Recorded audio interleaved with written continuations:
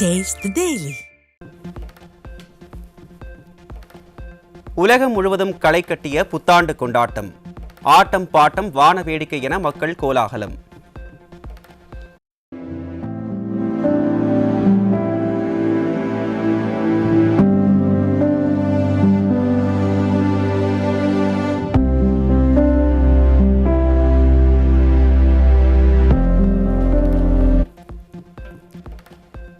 சீனாவில் 2025ஆம் ஆண்டு ஆங்கில புத்தாண்டு பிறந்தது. ஆங்கில புத்தாண்டு பிறந்ததை வரவேற்று கண்கவர் வான வேடிக்கைகளை நடத்தி சீன மக்கள் உற்சாகம்.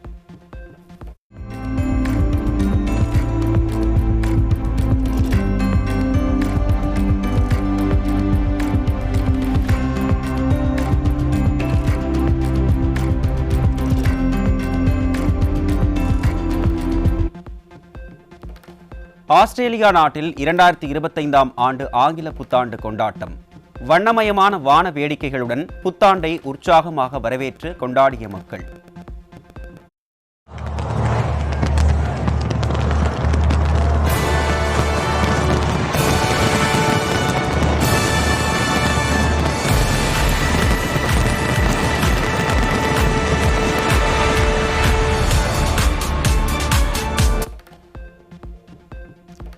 நியூசிலாந்து நாட்டில் 2025ஆம் ஆண்டு ஆங்கில புத்தாண்டு பிறந்தது. ஆட்டம் பாட்டம் வான வேடிக்கை என கோலாகலமாக புத்தாண்டை கொண்டாடிய மக்கள்.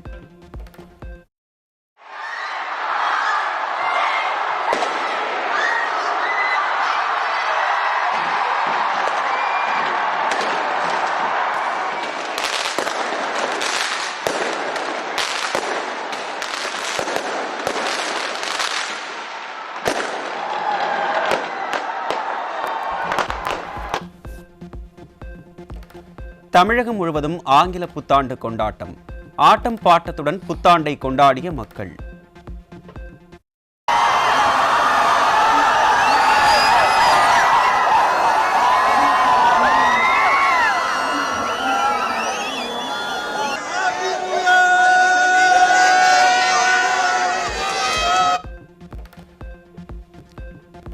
சென்னை மெரினா கடற்கரையில் களை கட்டிய புத்தாண்டு கொண்டாட்டம். புத்தாண்டை உற்சாகமாக வரவேற்ற மக்கள்.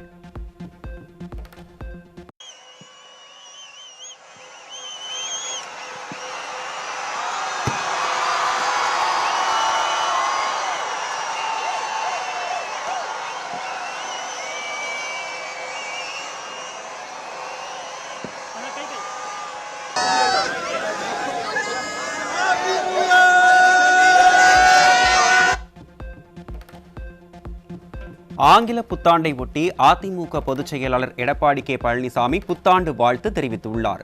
மக்கள் அனைவருக்கும் புதிய நம்பிக்கையையும் எழுச்சியையும் மலர்ச்சியையும் வளர்ச்சியையும் வழங்கும் ஆண்டாக புத்தாண்டு மலரட்டும் என வாழ்த்து.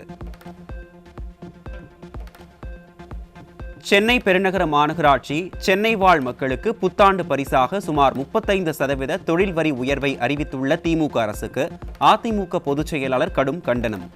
மக்களின் சுமையை குறைக்கும் வகையில் உயர்த்தப்பட்ட தொழில் வரி உள்ளிட்ட அனைத்து வரி உயர்வுகளையும் திரும்ப பெற ஸ்டாலின் அரசுக்கு வலியுறுத்தல். சென்னை மாநகராட்சியில் உயர்த்தப்பட்ட தொழில் வரியின் கீழ் 135 ரூபாயில் இருந்து 180 ரூபாய் வரை நடுத்தர மக்களின் தலையில் விழுந்த தொழில் வரி. திராவிட மாடல் ஆட்சியில் அனைத்து வரிகளும் உயர்த்தப்பட்டுள்ளதால் போதிய வருமானமின்றி தவிக்கும் மக்கள் வேதனை. அண்ணா பல்கலைக்கழக பாலியல் வன்கொடுமை வழக்கில் பாதிக்கப்பட்ட மாணவி குறிப்பிட்டுள்ள சார் யார் என எதிர்க்கட்சித் தலைவர் எடப்பாடி கே பழனிசாமி கேள்வி. யாரோ ஒரு வேண்டப்பட்டவரை காப்பாற்றவே பல அமைச்சர்கள் தொடர்ந்து பேசி வருவதாகவும் குற்றச்சாட்டு. பாதிக்கப்பட்ட பெண் தான் புகார் கொடுத்தாங்க. அந்த பாதிக்கப்பட்ட பெண் கொடுத்த புகாரில் தான் இது இடம்பெற்றிருக்குது. அப்படின்னா அமைச்சர் யாரையும் காப்பாற்றுறதுக்காக இதை பேசிட்டு இருக்க. அதனால தான் இந்த போராட்டமே வலுத்துட்டு இருக்குது. ஏதோ தங்களுக்கு வேண்டியப்பட்ட ஒருவரை காப்பாற்றுவதற்காக இத்தனை அமைச்சர்களும் குரல் கொடுத்துட்டு இருக்கிறாங்க. இன்னைக்கு பார்த்தீங்கன்னா இந்த உயர்கல்வித்துறை அமைச்சர் கொடுக்குறாரு, சட்டத்துறை அமைச்சர் அப்புறம் பேசுகிறாரு, அதுக்குப்பட்ட பிறகு சமூகத்துறை கீதா ஜீவன் பேசுகிறாரு. இவ்வளவு பேர் பேசுறதுக்கு என்ன காரணம்? யாரோ ஒருவர் இவர்களுக்கு வேண்டியப்பட்ட ஒருவர் இதில் சம்பந்தப்பட்டுவதாக பரவலான செய்தி இருக்கின்ற காரணத்தினால தான் இன்றைக்கு இவ்வளவு அமைச்சர்களும் இதுக்கு வரிஞ்சு கட்டி பாதிக்கப்பட்ட மாணவிக்கு நீதி கேட்டு போராடும் அதிமுகவினர் மீது வழக்கு பதிவு செய்திருப்பது கண்டிக்கத்தக்கது. மாணவி பாலியல் வன்கொடுமை செய்யப்பட்ட வழக்கில் உண்மை குற்றவாளிகள் கைது செய்யப்பட வேண்டும் என எதிர்க்கட்சித் தலைவர் திட்டவட்டம். எங்களுடைய ஐடிவிங்கை சேர்ந்த நிர்வாகிகள் மக்களுக்கு விழிப்புணர்வு ஏற்படுத்த வேண்டும், உண்மை குற்றவாளி நாட்டுக்கு அடையாளம் காட்ட வேண்டும் அடிப்படையில் யார் அந்த சார் என்ற பதாகை ஏந்தி மக்களிடத்திலே அந்த விழிப்புணர்வு ஏற்படுத்தினார். அவர்கள் மீது பல்வேறு செக்ஷன்ல வழக்கு போட்டிருக்காங்க. இது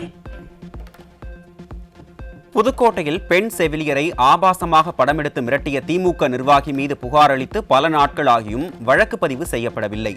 செவிலியரை மிரட்டிய திமுக நிர்வாகி அமைச்சர் ரகுபதியின் ஆதரவாளர் என்பதால் வழக்கு பதிவு செய்யப்படவில்லை என எதிர்க்கட்சித் தலைவர் குற்றச்சாட்டு. புதுக்கோட்டை மாவட்டத்தில் ஆவுடியார் கோயிலில் ஒரு பெண் நர்ஸுக்கு பாலியல் வன்கொடுமை, அதாவது தன்னுடைய அந்தரங்க படத்தை காட்டி அவர்களை மிரட்டி பணம் பறிப்பதற்காக முயற்சி செஞ்சார் திராவிட முன்னேற்ற கழகத்தைச் சேர்ந்த ஒருவர். அது குறித்து புதுக்கோட்டை மாவட்ட காவல்துறை கண்பார்வையிடம் புகார் கொடுக்கிறார். அவர் அங்கே இருக்கின்ற டிஎஸ்பிக்கு, அறந்தாங்கி இருக்க டிஎஸ்பிக்கு பரிந்துரை செய்கிறார். இன்னது வரைக்கும் எஃப்ஐஆர் பதிவு செய்கிறார். திருவாரூர் அரசு கலைக்கல்லூரியில் மாணவிகளுக்கு பாலியல் தொல்லை நடந்திருப்பதாக மாணவிகள் வேதனை தெரிவிக்கின்றனர். ஸ்டாலின் மாடல் ஆட்சியில் பெண்கள், மாணவிகள், சிறுமிகள் என யாருக்கும் பாதுகாப்பில்லை என எதிர்க்கட்சித் தலைவர் விமர்சனம். தமிழகத்தில் எத்தனை பள்ளிகளில் எத்தனை சிறுமிகள் பாலியல் தொல்லைக்கு ஆளானார்கள்? அப்போதெல்லாம் அமைச்சர்கள் எங்கே போனார்கள்? நீதி கேட்கும் அதிமுகவினரை கைது செய்ய ஆர்வம் காட்டும் காவல்துறை ஏன் குற்றங்களை தடுக்க முயற்சி செய்யவில்லை என எதிர்க்கட்சித் தலைவர் ஆவேசம். இந்தியாவில் கிரிமினல் வழக்குகள் அதிகம் உள்ள முதல்வர்களின் பட்டியலில் 2வது இடம் பிடித்த திராவிட மாடல் முதல்வர் ஸ்டாலின். ஸ்டாலின் மீது தீவிர வழக்குகள் 11 உட்பட 47 வழக்குகள் இருப்பதாக அதிர்ச்சி தகவல். சென்னை மாதவரம் பகுதியில் 16 கோடி ரூபாய் மதிப்புள்ள 16 கிலோ மெத்தபெட்டமைன் போதைப் பொருட்கள் சிக்கியது. திமுக ஆட்சிக்கு வந்த பிறகு தமிழகத்தில் சர்வசாதாரணமாக மெத்தபெட்டமைன் புழங்குவது எப்படி என மக்கள் கேள்வி. சென்னை மாதவரத்தில் பறிமுதல் செய்யப்பட்ட 16 கிலோ மெத்தபெட்டமைன் போதைப் பொருள் அருப்புக்கோட்டையில் தயாரிக்கப்பட்டது கண்டுபிடிப்பு. மூலப்பொருட்களை வாங்கி வந்து ஆய்வகத்தில் வைத்து போதைப் பொருளை தயாரித்ததாக 2 பேரை பிடித்து காவல்துறை விசாரணை. சென்னை ஓட்டேரி பகுதியில் மெத்தபெட்டமைன் போதைப் பொருள் வைத்திருந்த 3 பேர் சிக்கினர். ஸ்டாலினின் திமுக ஆட்சியில் மெத்தபெட்டமைன் போன்ற போதைப் பொருட்களால் சீரழிந்து வரும் இளைஞர்கள். திண்டுக்கல் மாவட்டம் கொடைக்கானலில் விற்பனைக்காக கடத்தப்பட்ட 3 லட்சம் ரூபாய் மதிப்பிலான மெத்தபெட்டமைன் போதைப் பொருள் சிக்கியது. ஸ்டாலினின் திமுக ஆட்சியில் தமிழ்நாட்டில் சுற்றுலா தலங்களையும் விட்டு வைக்காத போதைப் பொருள் விற்கும் கும்பல். செங்கல்பட்டு மாவட்டம் திருக்கழுக்குன்றம் அருகே 120 கிலோ குட்கா பறிமுதல். திமுக ஆட்சியில் நாளுக்கு நாள் போதைப் பொருள் கடத்தல் சம்பவம் அதிகரித்து வருவதால் மக்கள் வேதனை. விழுப்புரம் மாவட்டம் திண்டிவனத்தில் பள்ளி கல்லூரி மாணவர்களுக்கு ஆன்லைன் மூலம் போதை மாத்திரை மற்றும் குட்கா பொருட்களை விற்பனை செய்த நபர் சிக்கினார். ஸ்டாலினின் திமுக ஆட்சியில் அதிகரித்து வரும் போதைப் பொருட்களால் கேள்விக்குறியாகும் பள்ளி கல்லூரி மாணவர்களின் எதிர்காலம்.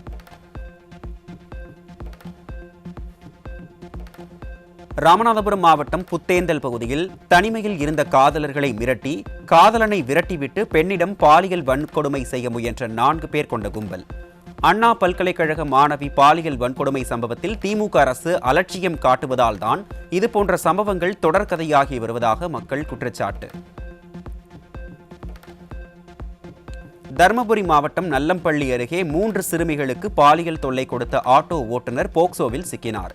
கைதான பெருமாள் என்பவர் மீது ஓராண்டிற்கு முன் பெண் ஒருவருக்கு பாலியல் தொல்லை கொடுத்ததாக வழக்கு உள்ள நிலையில் தற்போது 3 சிறுமிகளுக்கு பாலியல் தொல்லை கொடுத்ததால் பொதுமக்கள் அதிர்ச்சி. சென்னை தாம்பரம் அருகே அரசு மருத்துவமனைக்கு பரிசோதனைக்கு சென்ற கர்ப்பிணியிடம் தவறாக நடக்க முயன்ற நுண்ணுயிரியலாளர் நிபுணர் சிக்கினார். கும்பகர்ண தூக்கத்தில் இருக்கும் ஸ்டாலினின் திமுக ஆட்சியில் பெண்களுக்கு பாதுகாப்பில்லா நிலை தொடர்கதையாகி வரும் அவலம்.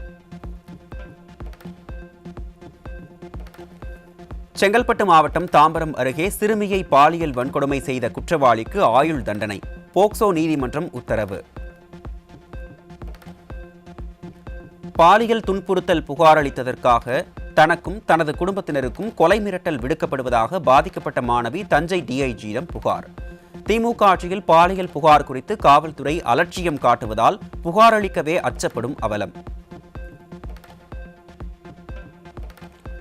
தாம்பரம் அடுத்த சேலையூர் அருகே இளைஞர் ஒருவர் மர்மமான முறையில் வெட்டி படுகொலை. ஸ்டாலின் ஆட்சியில் நாள்தோறும் அரங்கேறும் கொலை சம்பவங்களால் சட்ட ஒழுங்கு சந்தி சிரிக்கும் அவலம். தென்காசி மாவட்டம் சிவகிரியில் பெண் ஒருவர் கத்தியால் குத்தி படுகொலை. திமுக ஆட்சியில் அதிகரித்து வரும் கொலை சம்பவங்களால் மக்கள் வேதனை. சென்னை அம்பத்தூர் அருகே இருசக்கர வாகனத்தில் வந்த 3 பேர் கொண்ட கும்பல் இளைஞரை கத்தியால் வெட்டிவிட்டு தப்பி ஓட்டம். திறனற்ற திமுக ஆட்சியில் ஏவல் துறை கும்பகர்ண தூக்கத்தில் இருப்பதால் குற்ற சம்பவங்கள் அதிகரித்துள்ளதாக பொதுமக்கள் குற்றச்சாட்டு. விழுப்புரம் மாவட்டம் அரசூர் அருகே பணத்திற்காக நண்பனை அடித்து கொலை செய்த இளைஞர் சிக்கினார். திமுக ஆட்சியில் நாள்தோறும் கொலை சம்பவம் அதிகரித்து வருவதால் கேள்விக்குறியாகும் சட்ட ஒழுங்கு. திருவாரூர் மாவட்டத்தில் மழையால் சேதமான சம்பா பயிர்கள் உரிய கணக்கெடுப்பு நடத்தி நிவாரணம் வழங்க வேண்டும் என திமுக அரசுக்கு விவசாயிகள் வலியுறுத்தல். திருவாரூரில் அரசு கலைக்கல்லூரி மாணவர்கள் வகுப்புகளை புறக்கணித்து ஆர்ப்பாட்டம். அண்ணா பல்கலைக்கழக மாணவியை பாலியல் வன்கொடுமை செய்ததை கண்டித்து ஆர்ப்பாட்டம்.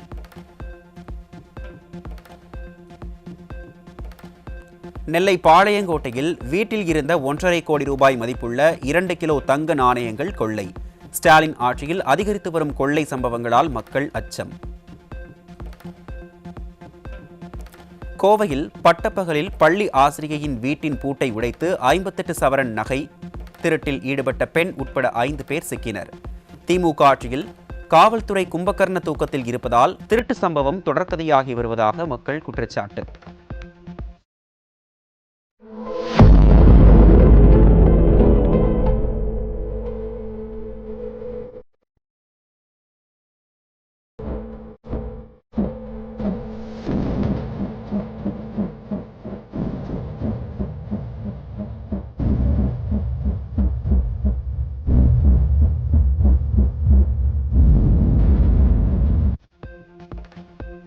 திருவள்ளூர் அருகே ஓய்வு பெற்ற கல்வித்துறை அதிகாரியின் வீட்டில் 7 சவரன் தங்க நகை 2 கிலோ வெள்ளி பொருட்கள் கொள்ளை.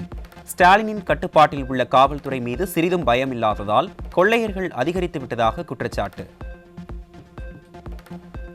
தூத்துக்குடி மாவட்டம் கோவில்பட்டி அருகே போதையில் அரசு மாணவியர் விடுதிக்குள் புகுந்து மாணவிகளிடம் தகராறு செய்த 2 சிறுவர்கள் சிக்கினர். ஸ்டாலினின் திமுக ஆட்சியில் அதிகரித்து வரும் போதைப் பொருட்களின் நடமாட்டத்தால் சிறுவர்கள் சீரழிந்து வரும் அவலம். திருநெல்வேலி, கரூர் போன்ற மாவட்டங்களில் இருந்து குளிரூட்டப்பட்ட அரசு பேருந்துகள் சென்னைக்கு திருப்பி அனுப்பி வைக்கப்பட்ட அவலம்.